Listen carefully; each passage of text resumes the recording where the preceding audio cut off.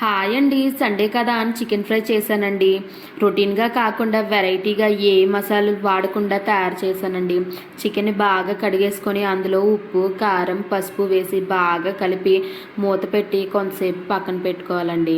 ఒక mixie jar తీసుకొని దాంట్లో చెక్క, పువ్వు, బిర్యానీ ఆకు, లవంగాలు, యాలక్కాయలు, ధనియాలు, జీరా, మిరియాలు, ఎండుమిర్చి, ఒక 5-6 జీడిపప్పు వేసి పొడిలా చేసుకొని పక్కన పెట్టేసుకోవాలండి.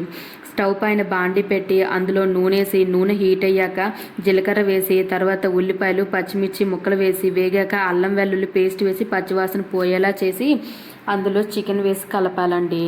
చికెన్లో వాటర్ అంతా ఈవిరిపోయాక దానిలో కరివేపాకు, మనం ఫస్ట్ తయారు చేసిన పొడిని వేసి బాగా కలిపేసుకొని మధ్య మధ్యలో కలుపుతూ లాస్ట్లో కొత్తిమీర వేసుకొని సర్వ్ చేస్తే సూపర్ ఉంటుందండి. మీరు కూడా ట్రై చేయండి.